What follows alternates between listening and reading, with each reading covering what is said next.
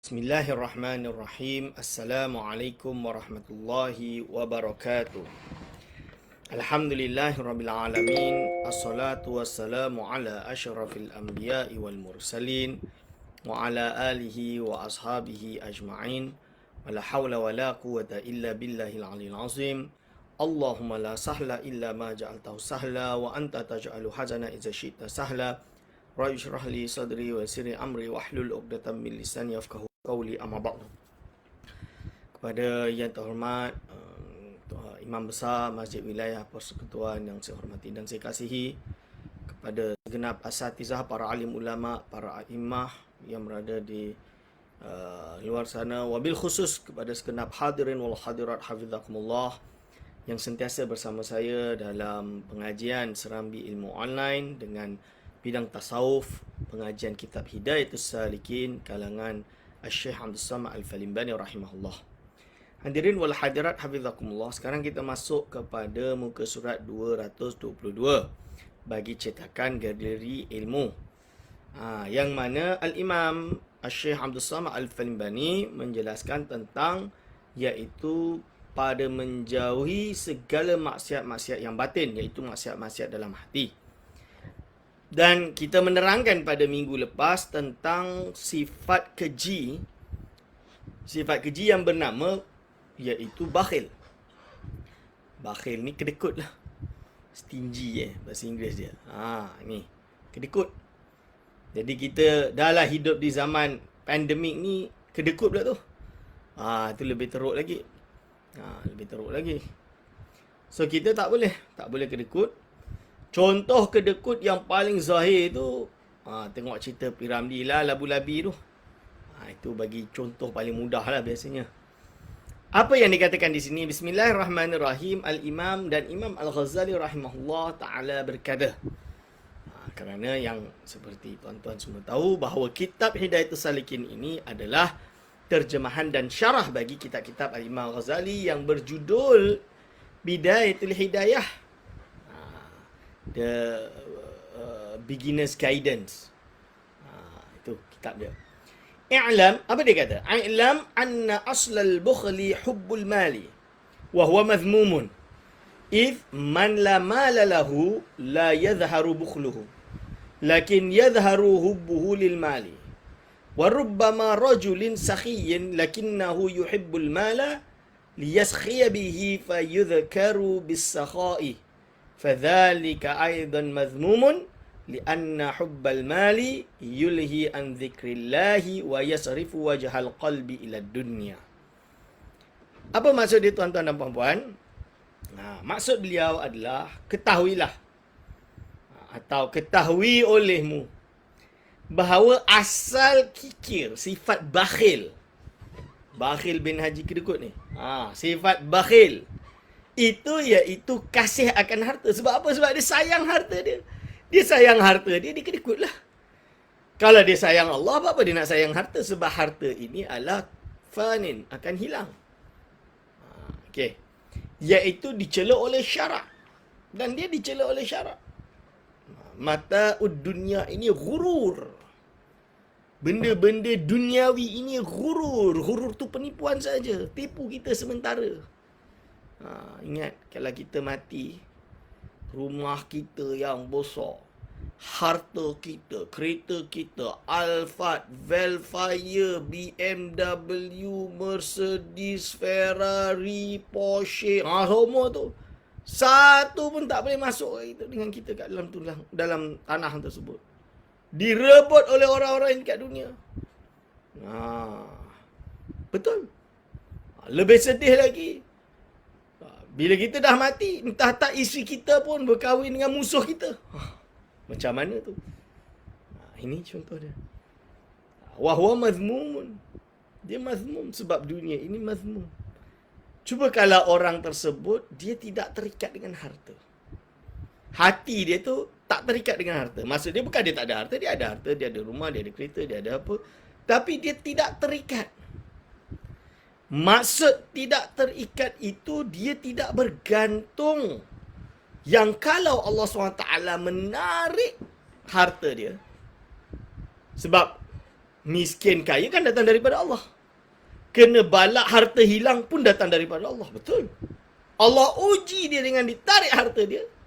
Dia tidak ada masalah kerana hati dia tak terikat dengan harta. Dia boleh hidup tanpa harta. Bukan dia nak membazir, buang je lah harta. Bukan. Tiba-tiba dimusibahkan dengan tidak ada harta, dia boleh tenang. Ini kerana hati-hati orang yang tidak terikat dengan harta. Yang kita pada hari ini, kita jujur je lah. Saya, tuan-tuan semua, susah rasanya kita ni. Kita ni susah. Kenapa susah? Kerana kita memang terikat dengan harta, tuan-tuan. Kita semua akui. Saya akui diri saya. Cuma harta yang saya terikat ni kitab saya dah. Kalau kitab saya ni hilang, macam ada satu judul tu cari-cari tak jumpa, memang dah tak boleh tidur sehari. Betul, saya jujur. Bagi tahu khabar awal-awal ni. Khabar bagi tahu betul-betul. Awal-awal bagi tahu bahawa saya, kalau kitab saya hilang, walau kitab sekecil tu hilang, masya-Allah, tak boleh tidur. Betul. Tapi itulah kasih akan harta. Sampai ke Al-Imam Al-Ghazali rahimahullah. Cerita dia, di awal dia menuntut ilmu, dia pun kaki baca kitab lah. Kaki baca buku. Jadi dia pergi mana-mana, dia akan bawa keldai tu, dengan kereta kuda dia, kereta keldai dia, isi dengan kitab lah. Dia tak ada harta, tak ada duit, tak ada apa, sebab dia ilmuwan kan. Dia masih menuntut ilmu waktu itu. Jadi Imam Ghazali bawa ke mana-mana dengan kitab dia. Dan dia suka baca kitab dia. Sekali datang pencuri nak curi, tak ada harta. Adalah keldai, tambah lambat adalah. So nak curi kitab, apa yang boleh buat? Zaman itu kitab, pencuri pun tak nak curi. Kan ada istilah orang Arab, kalau kita tinggalkan kursi besi pun dekat depan rumah boleh kena curi. Tapi yakinlah kalau tinggalkan kitab memang tak ada orang curi. Ini. Dan itu betul. Jadi pencuri itu nak curi kitab, dia tak naklah curi. So apa dia kata? Imam Ghazali, kalau aku curi kitab kau dah tak ada ilmu dah. Sebab Imam Ghazali kata, aku tak ada harta. Kitab aku je ada. Kalau kau nak ambil kitab aku, bukannya kau guna pun. Kan? Mencuri mana nak baca kitab pun. Pencuri dia jawab, Ghazali, Fulan, kalau berarti apa? Ilmu kau ni kan, ada dekat kitab ni. Kalau aku curi kitab kau ni, habis-habislah kau tak ada ilmu. Kau jadi papa kedana. Sebab apa? Ilmu dia bergantung dengan kitab. Dan di akhirnya Imam Ghazali sedar, kalau ilmu dia bergantung pada kitab, maka tergantunglah ilmunya pada kitab, sehingga kan kalau kitab tu hilang, dia tak ada ilmu lah. Maka apa yang dibuat oleh Imam Ghazali, dia pun menghafal semua kitab dia. Dia hafal semua kitab dia. Dan jangan rasa heran, boleh ke orang hafal kitabnya? Kalau tuan-tuan nak tahu, zaman dulu, bukannya zaman dulu, sampai zaman sebelum merdeka lah. Zaman sebelum merdeka 56, 57 kan, Malaysia 57, Morocco 56. Zaman sebelum merdeka, di Maghribi itu sendiri, rata-rata budak pondok memang menghafal semua kitab yang dia mengaji. Hafal dari kulit ke kulit. Bukan baca kitab kulit ke kulit, hafal dari kulit ke kulit. Sebab tu jangan kita sebut bahawa ulama-ulama sufi ni tak tahu hadis, tak tahu hukum hakam, tak. Kitab Sahih Bukhari, Kutubus Sittah tu biasa di Qarawin tu, hafal tu biasa. Zaman sebelum merdeka. Akan tapi setelah merdeka, ini musibah yang besar.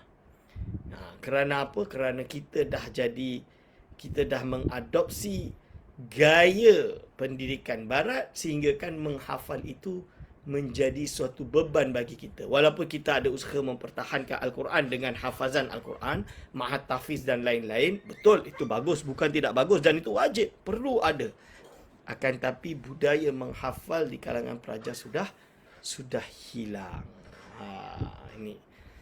Tapi kalau menurut guru saya, bukan sebab budaya itu, tapi kerana budaya maksiat sudah di mana-mana, sehingga menyebabkan hati murid ini kotor dan susah menghafal.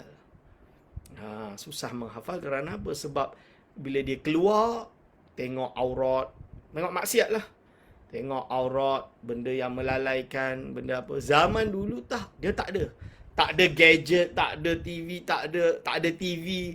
Zaman dulu nak dengar radio pun ulama beza pendapat. Kalau budak pondok dulu tu dengar radio tu mungkarat. Sebab apa? Dengar lagu-lagu. Dia kata dengar lagu-lagu ni melalaikan. Bukan saya nak mengharamkan muzik, tak. Saya mengiktiraf bahawa itu khilaf di kalangan ulama. Akan tetapi bagi seorang pelajar menuntut ilmu zaman dulu itu dianggap suatu aib kerana dia lagha, dia melalaikan para murid, menyebabkan murid tak menghafal kitab.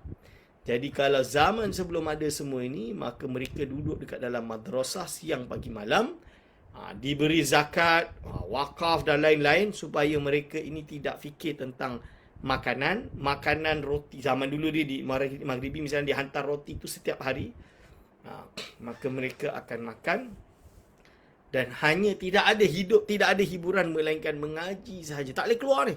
Macam penjara tapi penjara suci. Mengaji sahaja, baca kitab mengaji. Hari Jumaat boleh keluar, jarang dari madrasah nak pergi ke masjid untuk solat Jumaat kan. Kalau tuan-tuan pergi ke Maghribi, Masjid Qarawin tu, yang tempat tu besar. Sebelah tu kan banyak madrasah. Madrasah Safarin, Bu'inaniyah, Atarin. Banyak madrasah Andalusia. Semua tu ada. So mereka semua ramai-ramai pelajar ni akan pergi ke masjid untuk solat. Hari Jumaat itulah dekat sebelah dekat masjid ni dijual berbagai manuskrip. Zaman tu kitab lah. Kitab-kitab manuskrip lah. Tu jual manuskrip. Pelik-pelik ke yang kitab macam mana. So ada budak yang time tu lah nak datang nak cari kitab apa. Cari aku nak baca kitab ni. Sebab hiburan dia dengan membaca kitab. Contoh dia. Tapi budaya ni dah semakin hilang hari ini. Yalah, kita di Malaysia ni lebih banyak orang yang tidak hendak untuk membaca. Budak-budak lah maksudnya. Dah tak nak baca dah. Sebab apa? Sibuk dengan main game. Duk tembak pakai komputer. Bukannya tembak betul-betul pun tembak pakai komputer. Bahaya tembak betul-betul Ustaz. Taklah, kalau jadi askar betul-betul bermanfaat sikitlah hidup tu. Jaga negara. Kan? Hubbul watan minal iman. Demi menjaga kemaslahatan kebajikan negara ini. Okey. Hadirin wa hadirat hafizakumullah. Lalu dia kata apa? Jadi Imam Ghazali dia tidak terikat dengan kitab dia setelah kejadian tersebut dan menghafal dan menjadi ulama yang besar. Itu. Berarti cinta akan harta ni hati dia terikat dengan harta tersebut. Wa huwa mazmum. Idh man la mala lahu la yadhharu bukhluhu. Sebab apa? Kerana barang siapa tiada baginya harta, tiada nyata kikirnya itu. Tiada nyata kikirnya itu. Jadi kalau orang tu dah tak ada harta, macam mana? Tak nampaklah yang dia tu bakhil. Yelah, harta dia tak ada. Macam mana dia nak kedekut? Dia tak ada harta. Lebih kurang macam tu lah. Jadi kalau orang yang kedekut ni, macam mana supaya saya boleh hilang sifat kedekut saya, Ustaz? Kena banyak sedekah. Banyak sedekah itu cara untuk menghilangkan bakhil. Tapi itulah nak sedekah dia yang bakhil tu Ustaz. Kikir tu dekat situ. Itu kena pecahkan dulu. Pecahkan dulu. Ini kita kena pecahkan. Kita punya kedekut tu dengan cara mula bagi walaupun sedikit. Setiap hari, setiap pagi sikit, RM1. Hari Jumaat tambah RM10. Tapi Ustaz, kami tengah dalam keadaan susah, dalam keadaan pandemik. Betul memang susah. Tapi biasa bagi 10 turun RM1. Misalnya, na'udzubillah banyak ni turun RM5 Ustaz. Okey, Alhamdulillah lagi bagus. Misalan dia. Walaupun sedikit dengan cara memberi. Ini. Kena ada sifat seperti itu. Kena untuk melawan sifat bakhil. Kerana bakhil ni termasuk penyakit hati tuan-tuan dan puan-puan. Penyakit hati. Lalu dia kata apa? Tetapi nyata ia kasih kepada harta. Lakin yadharu hubbuhu lil mal. Akan tapi zahir dia cinta kepada harta. Dan yang demikian itu dicela pula oleh syarak. Jadi orang yang macam ni dicela oleh syarak. So tak boleh. Lebih-lebih lagi kalau orang yang dah tak ada harta tapi bakhil. Itu lebih teruk lagi. Contohnya dia miskin. Dia miskin. Tiba-tiba ada orang datang bagi dia satu roti. Kalau kat negara Arab kan dia bagi roti. Kita nasi lah. Nasi tu susah nak bagi contoh. Saya bagi contoh roti. Roti bulat tu. Kalau kat Maghribi roti bulat. Yang mana untuk dia hidup satu hari, dia makan separuh pun dah cukup dah. Lepas tu ada pengemis sebelah dia yang tidak ada harta sama sekali dan tidak ada roti, tak dapat roti. Minta, bagilah aku separuh, engkau separuh, aku separuh. Sebab aku tak makan lagi, aku dah 2 hari tak makan ni. Tak boleh, ni roti aku. Untuk aku seorang. Tak ada engkau. Ini contoh dia. Orang yang dah miskin dan tak ada harta tapi masih bakhil. Ini lebih parah lagi. Dan terkadang seorang yang murah tetapi sangat kasih kepada harta supaya dikata orang akan dia murah, maka dipuji oleh orang akan murahnya itu. Ini apa? Maka ya demikian itu dicela pula oleh syarak. Ada satu lagi kes, tuan-tuan. Dia ini sakhi ini adalah pemurah, murah nak bagi harta. Tapi dia cinta pada harta. Cuma dia tahu untuk dia jadi tambah kaya, tambah ada pangkat dan segala-galanya, maka dia kena nampak sakhi lah, kena nampak pemurah. Maka orang seperti ini juga dicela oleh syariat. Contoh dia apa? Contoh dia orang-orang yang nak berjawatan dengan cara memberi sedekah banyak. Saya bagi 1 juta, 2 juta, 3 juta ni. Satu kampung ni saya bagi beras, bagi apa. Letak gambar dia, ambil gambar, masuk dalam TV, masuk dalam Instagram, masuk dalam Facebook, masuk dalam semua tu. Untuk tunjuk aku bagi ni. Ni, jom ni, tengok ni. Pilih aku nanti. Jangan lupa vote for me. Contoh dia. Akhirnya mendapat jawatan. Misalan dia. Kerana apa? Kerana dia tahu dengan dia dapat jawatan, dia akan dapat lagi banyak harta. Dia mungkin keluarkan 1-2 juta pada hari ini. Tapi bila dia dah menduduki jawatan, dia dapat balik 10 juta, 20 juta, 30 juta, beratus juta. Simpan dalam akaun bank yang dekat Switzerland ke mana-mana. Ini contoh yang disebutkan oleh Al-Imam Asy-Syaikh Abdul Samad Al-Faibani daripada kalam Al-Imam Al-Ghazali rahimahullah. Ini juga dicela pula oleh syarak.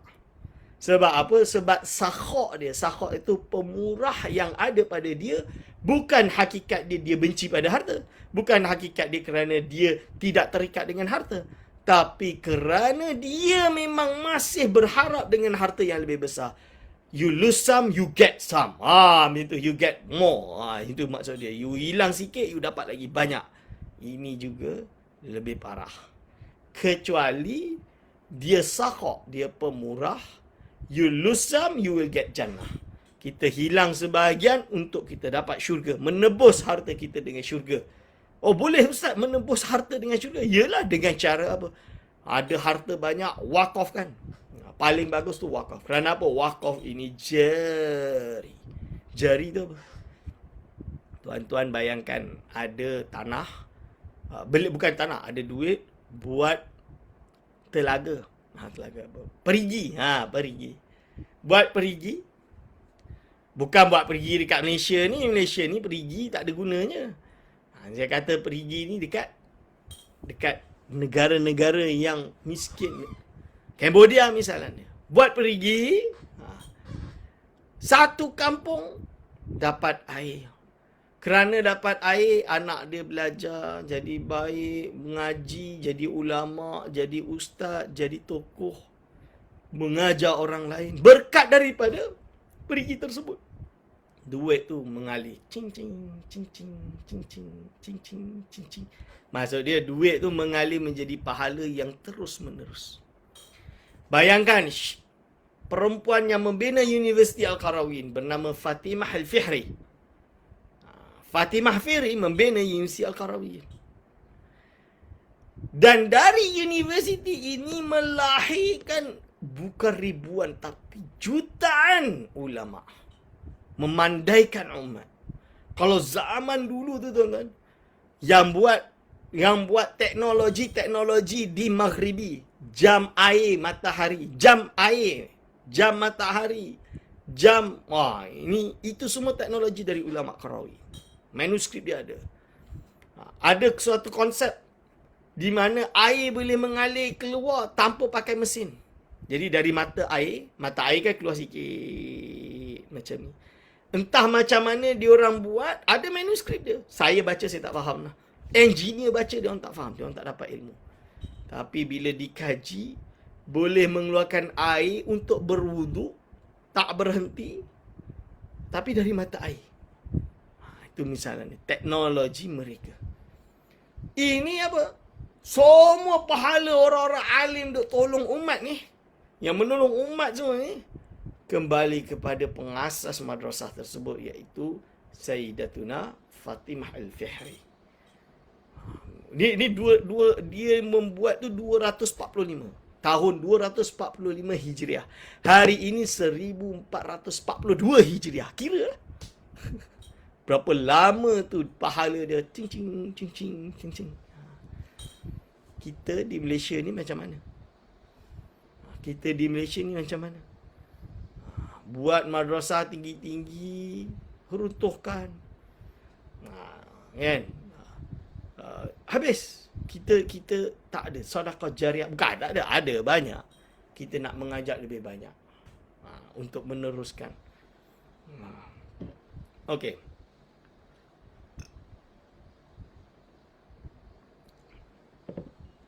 Lalu dia sebut apa? Kerana kasih kepada harta itu melupakan zikrullah Ta'ala. Kasih pada harta itu melupakan zikir Allah pada Allah. Yelah. Kenapa dia tak lupa?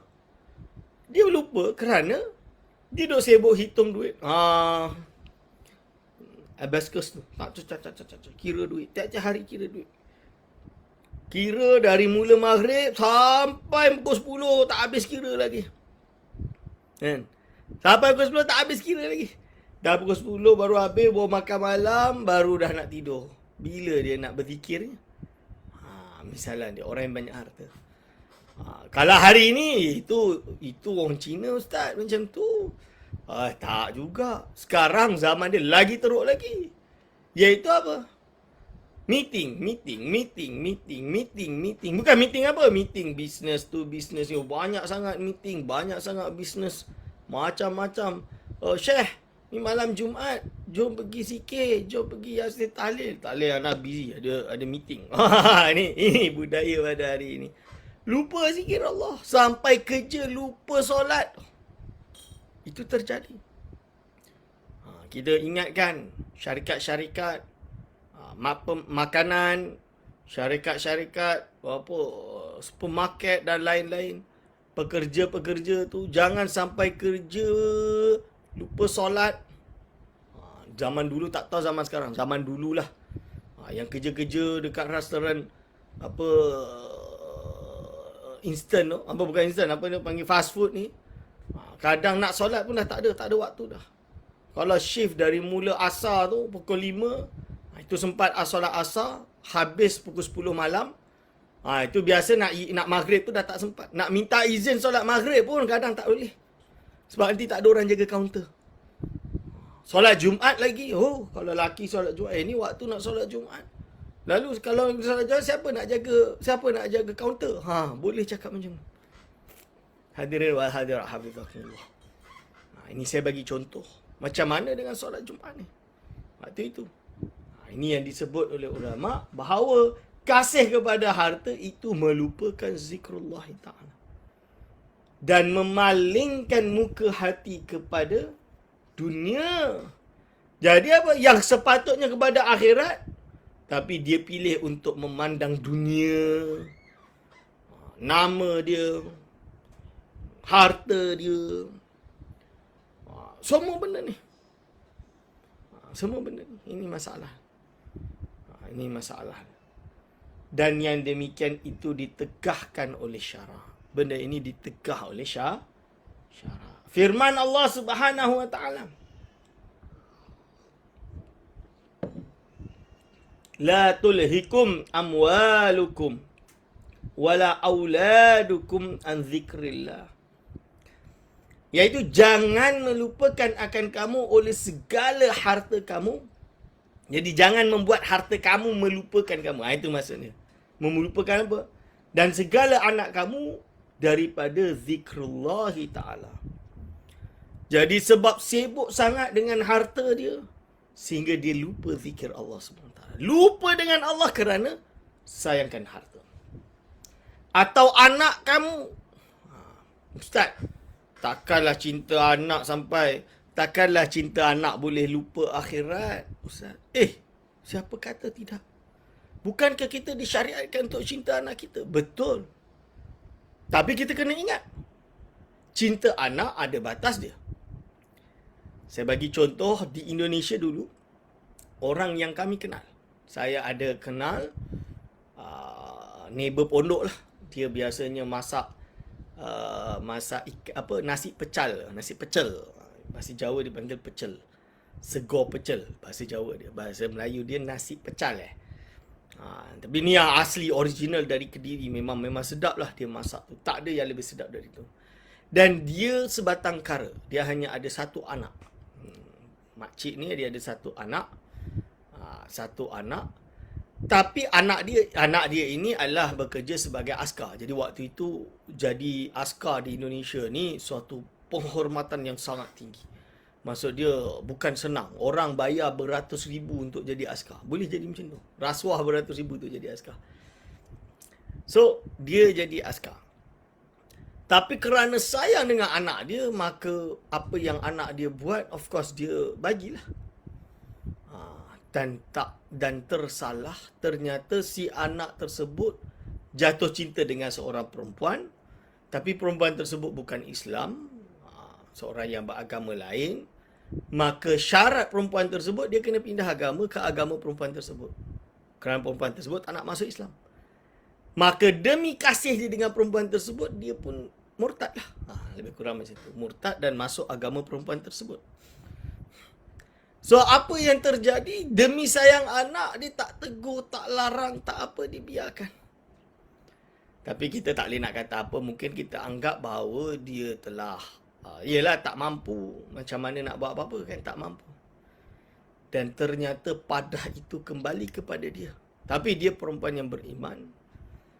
Tapi kerana sayang anak ni menyebabkan dia tidak menegur dan melarang. Dan akhirnya ketika dia tua, waktu saya masih di pondok, saya ingat lagi, rumah dia kena jual. Dan anak dia dipaksa tinggal bersama, mak dia dipaksa tinggal dengan anak dia. Dan menantu dia, perempuan tersebut, memaksa dia untuk pergi ke tempat ibadah perempuan tersebut. Untuk memidah agama. Dan dia tak boleh pegang handphone, tak boleh apa, untuk memberitahu yang dia dipaksa. Cuma ada seorang saudara dia yang pernah jenguk dan mendapat khabar yang mengkhabarkan kepada kami. Tapi ibu tersebut tetap kekal pegang iman dia. Walaupun kena paksa, tak boleh solat dan lain-lain, tetap pegang teguh dengan iman dia. Dan akhirnya meninggal. Kita harapkan dia meninggal dalam iman. Cuma dia dikuburkan di kuburan bukan Islam lah. Sampai macam tu padahnya. Tapi kerana cinta akan anak. Jadi anzikrillah. Jadi dia ini akan melalaikan. Tulhi itu melalaikan. Melupakan untuk menzikir Allah. Ini bahaya. Cinta pada anak. Saya bagi contoh. Ini contoh betul, bukan main-main. Bukan main-main, betul-betul terjadi. Dan saya kenal orang tersebut. Semua saya family tu kenal lah. Sebab saya pernah naik transport dari pondok tu, di daerah bandar pondok tu, nak pergi ke airport. Tu ingat ternyata satu kereta dengan anak dia dengan menantu dia tu.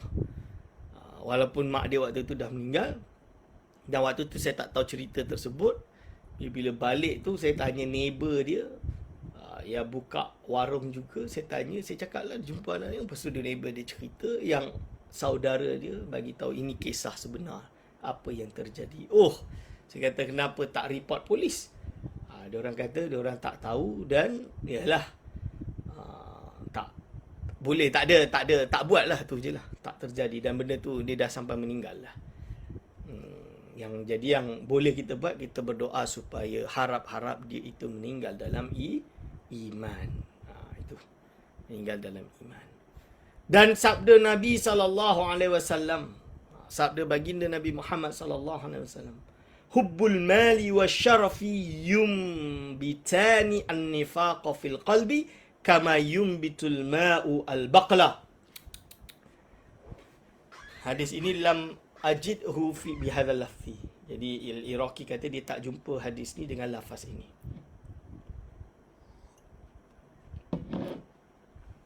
Apa maksud dia? Kasih akan harta dan kasih akan kemuliaan itu, kasih harta dengan kasih akan kemuliaan itu, okey, syaraf tu kemuliaan.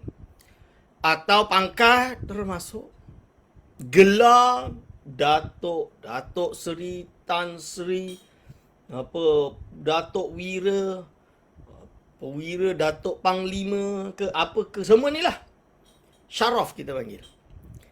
Atau pangkat pangkat dari segi menjawat jawatan, menjadi itu, menjadi bos ini, bos itu, menjadi dan lain-lain, syaraf. Ini bahagian daripada mal, hubbul mali wasyaraf, mencintai harta dan kemuliaan.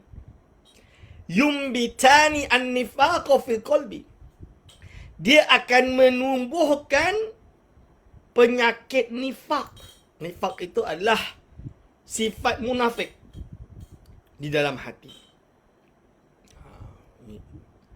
Kama yumbitul ma'u al-baqla, seperti menumbuhkan air akan sayur-sayuran. Air kan menumbuhkan sayur-sayuran, baqla. Okey. Maka ketahuilah, cinta harta, cinta pangkat ini akan menimbulkan kemunafikan. Contoh, ada seorang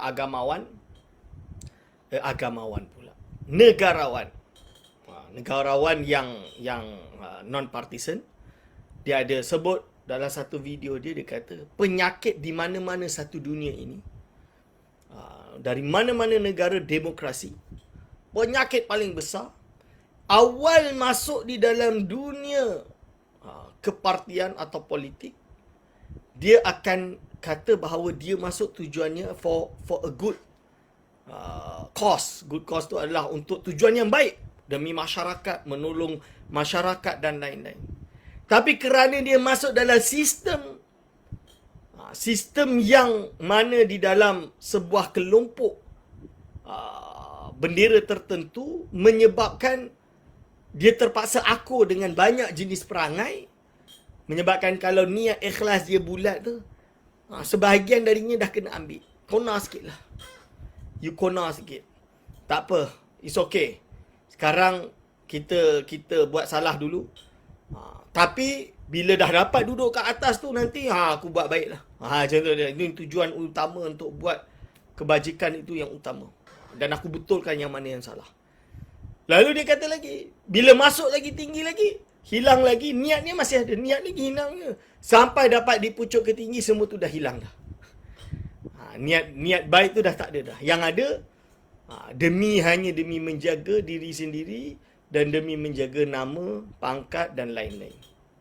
Yang apabila Allah tarik pangkat tersebut, dia jatuh, maka ditakutkan akan membawa kepada kekufuran ketika ia membenarkan segala perkara-perkara yang haram, demi untuk menjaga nama baik dia, syaraf, kemuliaan dia dan kecintaan dia pada harta. Mulalah adanya korupsi, mulalah adanya rasuah, mulalah adanya caci maki, mulalah adanya fitnah, mulalah adanya semua penyakit ini. Ini kerana apa? Orang yang mencintai harta dan kemuliaan. Cuba kalau orang tersebut hati dia tidak terikat dengan harta dan kemuliaan. Seperti Sayyidina Umar bin Abdul Aziz. Sayyidina Umar bin Abdul Aziz ni keturunan Raja Umayyad. Bani Umayyad ni. Keturunan. Jadi among the royal family. Tapi dia hidup sejak kecil dia adalah untuk tidak terikat dengan harta dan juga kehormatan.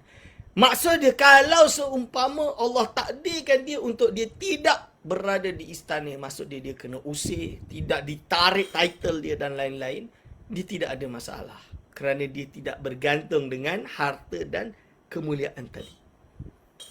Dan apa akan terjadi?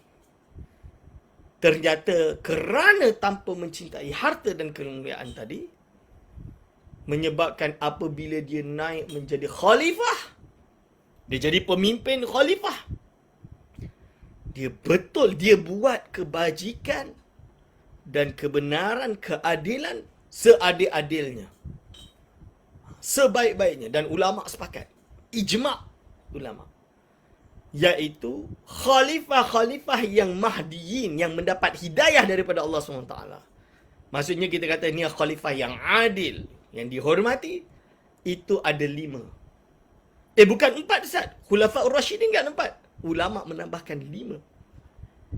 Pertama, Sayyidina Abu Bakar As-Siddiq, Sayyidina Umar, Sayyidina Osman, Sayyidina Ali, Sayyidina Umar bin Abdul Aziz. Walaupun dia bukan nombor 5 dalam erti urutan, kerana setelah dia ada yang lain, baru datangnya Sayyidina Umar bin Abdul Aziz. Tapi ulama menyamakan Sayyidina Umar bin Abdul Aziz sebagai nombor 5 daripada 4 Khulafaur Rasyidin. Jadi khulafah yang lagi satu adalah Sayyidina Umar bin Abdul Aziz. Dan ini ijma' ulama. Keadilan dia. Bayangkan ketika dia menjadi khalifah, budaya Bani Umayyad dalam khutbah Jumaat akan mencaci maki Sayyidina Ali dan juga Ahlul Bait. Kerana seteru paling utama Umayyad adalah Ahlul Bait. Berarti dia buruk-buruk kat Ahlul Bait. Macam ni lah, macam tu lah. Dalam khutbah, bila Sayyidina Umar bin Abdul Aziz naik, itu perkara pertama sekali dihapuskan. Kerana itu salah. Walaupun dengan melanjutkan perkara itu menyebabkan nama dia sebagai Bani Umayyad semakin tinggi. Kehormatan keluarga kami ni dicaci maki oleh Ahlul Bait. Maka kami patutnya mencaci maki Ahlul Bait. Misalan dia. Tapi tidak. Itu adalah salah. Nak buat macam mana pun, itu adalah salah. Kerana Sayyidina Ali karramallahu wajah adalah termasuk sahabat Rasulullah SAW. Termasuk sahabat yang paling utama. Dan dia termasuk Khulafaur Rasyidin. Dia termasuk yang memegang pintu daripada ilmu-ilmu Rasulullah SAW. Dan dia termasuk orang-orang yang bertakwa yang telah dijanjikan oleh Rasulullah SAW, oleh Allah Subhanahu Wa Taala, al-mubasysyaruna bil jannah, iaitu mereka akan masuk ke dalam syurga, dijanjikan syurga oleh Allah Subhanahu Wa Taala. Boleh nampak tu tuan-tuan dan puan? Jangan contoh dia, Sayyidina Umar bin Abdul Aziz. Dan dia sangat-sangat zuhud. Khalifah tapi zuhud. Bukan nampak zuhud macam tadi, nampak pemurah, tapi hakikatnya nakkan harta. Sebab ada di kalangan pemimpin Arab semasa tahun 80-an, 70-an, 90-an misalnya, dia mungkin boleh untuk pergi nampak macam zuhud, duduk kat dalam kemah ke, biasa tak nak duduk hotel ke, misalnya. Tapi buat itu dengan harapan kamera datang tengok dia. Rakam. Aku ni zuhud contoh dia. Tujuannya apa? Untuk naikkan harta dia. Demi tadi. You lose some, you dapat lagi banyak. Misalan dia. Ini disebut. Jadi ketahuilah, penyakit adalah cinta harta, cinta penghormatan. Termasuk para ustaz juga. Para ustaz juga sama. Kerana apa? Kadang melihat penghormatan ini segala-galanya. Ini kita, kalau orang yang betul-betul sufi, dia meletakkan diri dia kepada fi zimmatillahi subhanahu wa ta'ala, pada tanggungan Allah subhanahu wa ta'ala, diserahkan sepenuhnya. Ini adalah orang-orang yang hebat. Di mana seperti Sayyidina Umar bin Abdul Aziz, dia melakukan apa yang benar, bukan apa yang untung bagi diri dia. Tak, tapi apa yang benar. Benar bagi agama, benar bagi umat, benar bagi negara, benar bagi ilmu, benar kejujuran dalam segala-galanya. Dan kata Imam Ghazali rahimahullah ta'ala lagi, harta itu ada kalanya dipuji oleh syarak, dan ada kalanya dicela oleh syarak. Jadi harta ada yang dipuji oleh syarak, ada yang dicela oleh syarak. Dan yang dipuji oleh syarak itu iaitu harta yang dibuat sedekah dengan ikhlas. Dan harta yang dibuat bekal naik haji. Terpaksalah kumpul harta sebab teringin nak naik haji. Orang-orang miskin teringin nak naik haji. Teringin nak naik haji. Tapi tak ada harta. Kerja saya jumpa di Indonesia, kawan saya memang kerja keras. Tapi bukan beli rumahan besar ke apa, bukan. Kumpul nak pergi haji, teringin nak pergi haji. Nak tengok Kaabah. Kalau sampai tu, menurut cerita, kalau dulu, zaman dulu tuan-tuan, kalau pelajar pondok ni kumpul duit, jual lembu, lebih kurang macam tu lah. Jadi lepas dah jadi alim dekat pondok-pondok di Indonesia, dia mengajar dekat pondok dia sambil ternak bela lembu. Lepas tu jual 3-4 lembu tu, dijual untuk dapat harta pergi haji. Pergilah haji. Sampai dekat sana memang tak duduk hotel, tak duduk rumah, tak duduk apa. Duduk dekat Masjidil Haram, sewa kotak sahaja di Bukit Hajiat tu. Zaman dulu tu Bukit Hajiat tu, rumah-rumah kat Bukit Hajiat tu banyak orang Jawa, orang Patani, orang Medan, Mandailing, orang Melayu, orang Kelantan, orang Kedah. Tu semua duduk kat atas tu. Jadi bisnes paling untung bagi yang bermukim di Mekah waktu itu, rumah-rumah dia buatkan bahagian tamu kotak-kotak sahaja, tempat orang letak barang, letak baju. So pelajar-pelajar ni dia letak dia sewa kotak tersebut, murah je, macam 10 rial zaman dulu lah, 10 rial ke 5 dinar setahun ke, macam tu je. Tak murah, tak mahal, murah. Tapi letak kat situ, dia orang duduk dekat Masjidil Haram. Mengaji, tidur, baca kitab, solat, ibadah, penat, wuduk, tawaf. Lepas tu nampak kosong Hajar Aswad, cium Hajar Aswad. Hidup dia macam tu. Demi apa? Musim haji, buat haji. Hari haji pertama, hajilah. Haji yang kedua, badal haji untuk ada bekal keuangan. Itu dah biasa. Sekarang kita dah tak dapat kesempatan tersebut. Sayang. Jadi madrasah tertua dan terhebat adalah Masjidil Haram dan Masjid Nabawi. Tapi sekarang dah hilang. Dah hilang budaya tersebut. Dan mereka cuba nak hidupkan lagi, tak boleh. Dah tak boleh. Sebab benda-benda yang dilakukan di sana yang tidak benar. Ini masalah. Jadi seperti itu tuan-tuan. Untuk bekal naik haji. Jangan lihat di Malaysia ini tak ada masalah nak naik haji. Ada orang kaya raya pun tapi tak daftar-daftar haji. Ini penyakit paling besar. Haji tu fardu. Belum dapat hidayah, Ustaz. Ada yang kata belum dapat hidayah. Yang lebih sedih lagi bukan belum dapat hidayah. Kalau saya pergi haji, walaupun haji yang VVIP tu, jadi VIP tu 6 hari je, 5 hari je. Jadi 5 hari, 10 hari, 10 hari, 9 hari. Jadi cukup untuk tawaf kudum, and then pergi pergi Arafah, Mina semua tu, cukup habis tahallul, and then terus tawaf wada, balik. Sebab busy. Itu pun tak ada waktu. Sebab meeting sana sini. Meeting sana sini, banyak sangat meeting. Banyak sangat harta yang dikena kira. Itu lebih parah. Dan sekalian yang dibelanjakan pada jalan akhirat. Ini adalah yang baik. Dibelanjakan untuk perjalanan akhirat. Ada anak hantar pergi sekolah international school, bayar berpuluh-puluh ribu, beratus-ratus ribu. Tapi kita nak tak anak kita tidak pandai membaca Al-Quran? Tak nak. Maka hantarlah tempat yang buat dia pandai baca Al-Quran. Belajar agama. Kalau dulu, ni bagi tahulah tuan-tuan. Kalau dulu khalifah hantar anak dia belajar, pertama sekali adalah menghantar anak dia menghafal Al-Quran. Jadi kalau tahu sejarah Muhammad Al-Fatih yang membuka Konstantinopel, Istanbul, Kalau bahasa Piramli, Istanbula ni. Itu bahasa Piramli. Jadi yang buka Istanbul Muhammad Al-Fatih, dia menghafal Al-Quran seawal 9 tahun. Ini contoh dia. Hari ini, kita sedih, kita risau kalau anak kita darjah 4, umur 10 tahun, umur 11 tahun, baca tidak lancar lagi, kita risau. Baca Inggeris atau bahasa Melayu, tulisan Latin, Rumi, kita risau.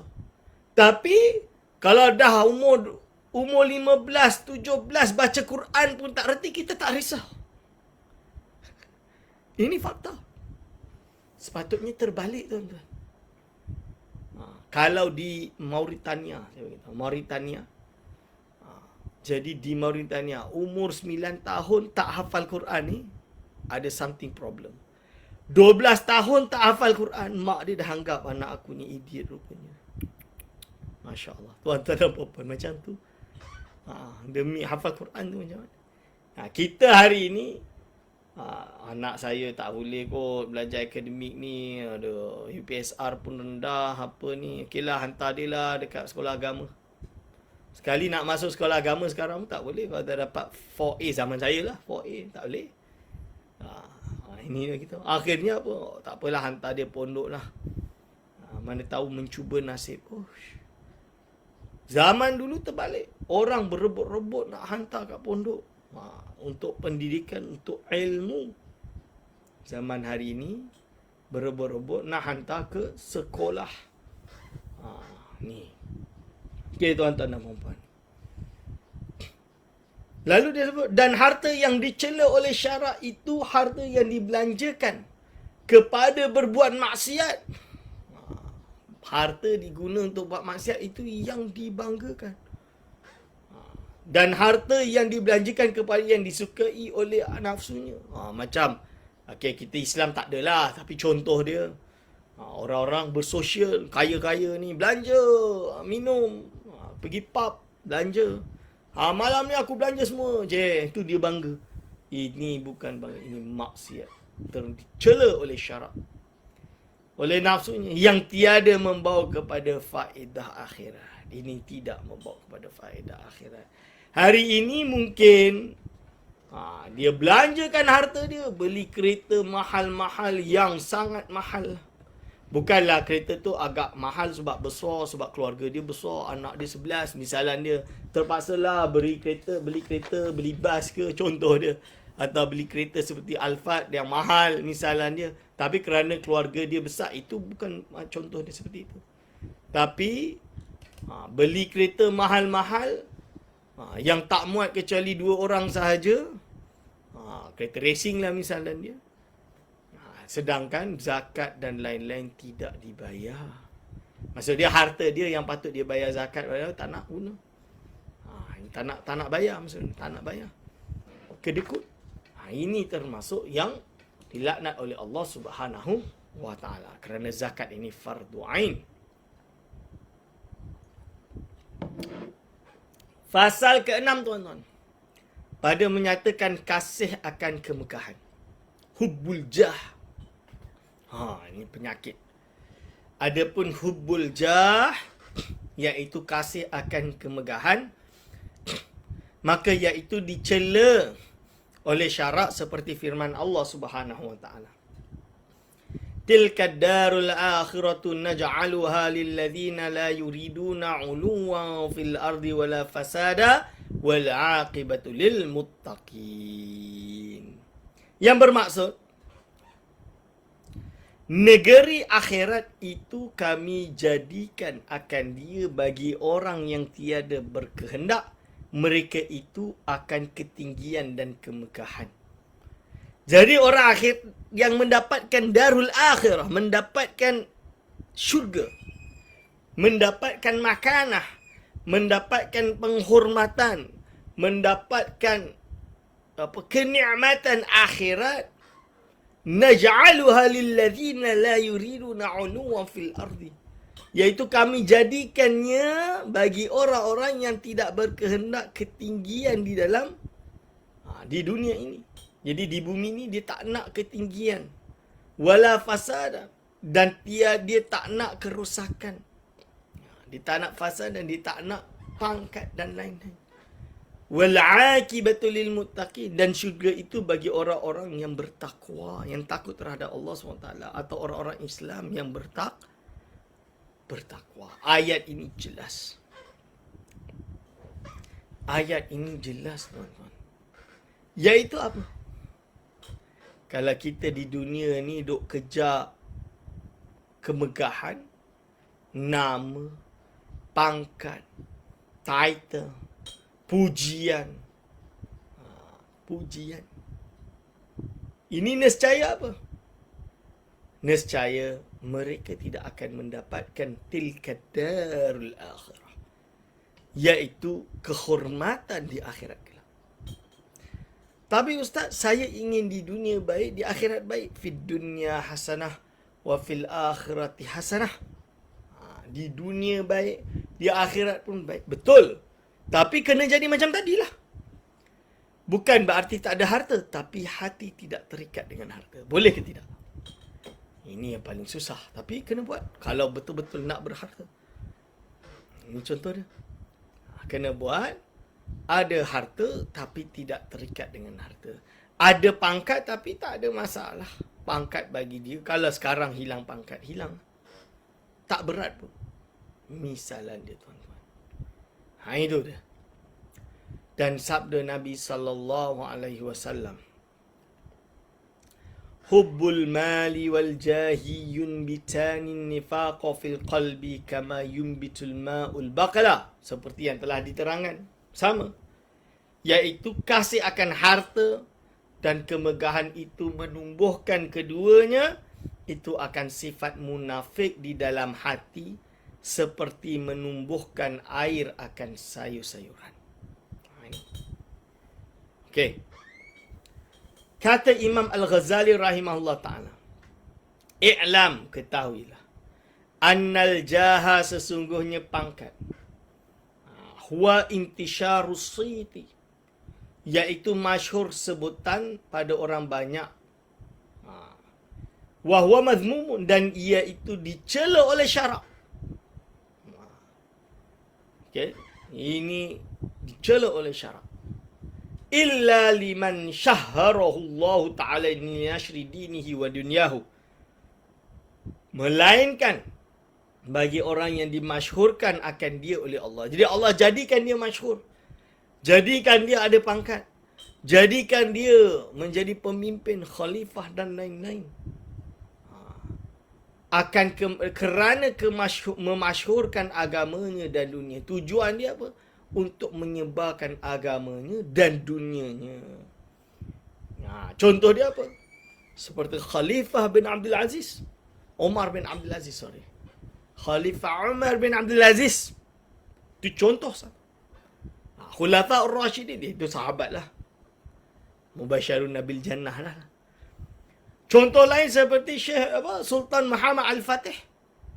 Kerana Rasulullah SAW telah bersabda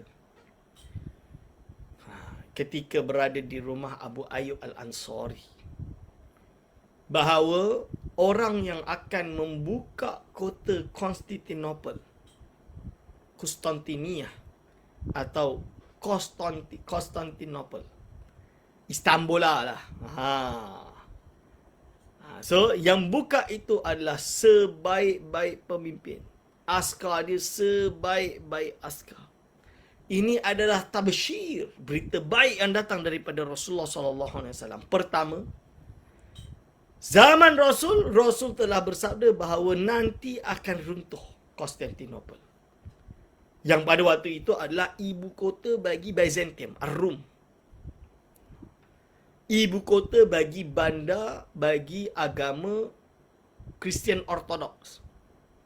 Jadi, ada dua gereja terbesar di kalangan golongan Kristian, iaitu satu Ortodoks, the East Church ni, iaitu Ortodoks lah, di Konstantinopel, yang mana gereja utama dia adalah Hagia Sophia, yang hari ini dah jadi masjid.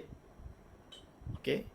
Dan gereja satu lagi dipanggil dengan gereja Iaitu gereja, apa nama dia? Iaitu gereja Roman Catholic. Jadi itu Catholicism, ini Orthodox. Jadi mereka ini juga berperang sesama sendiri. Dulu tu berperang sama sendiri. Dalam arti perang agama lah. Kan? Jadi sampailah keruntuhan Konstantinopel. Oleh siapa? Oleh Muhammad Al-Fatih yang telah ditafsirkan.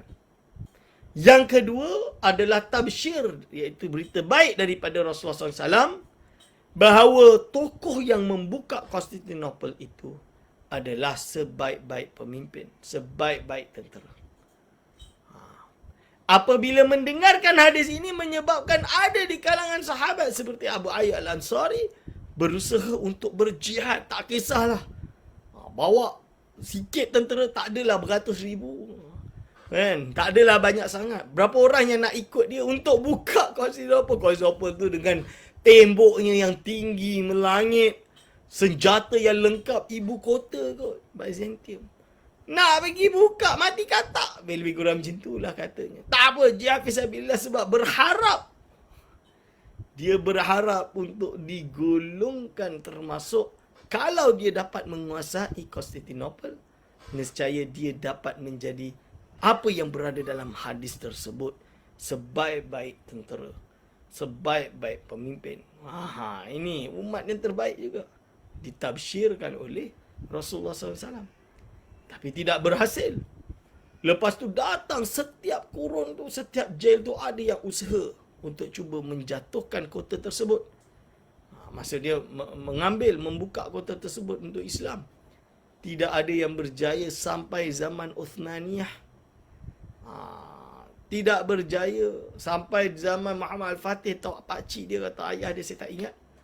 Pun tidak berjaya, tapi dia berjaya. Dia berjaya dan menjadi bahagian daripada apa yang telah ditafsirkan, dikhabarkan oleh Rasulullah sallallahu alaihi wasallam. Li'ila'i kalimatillah, demi menegakkan kalimat Allah SWT.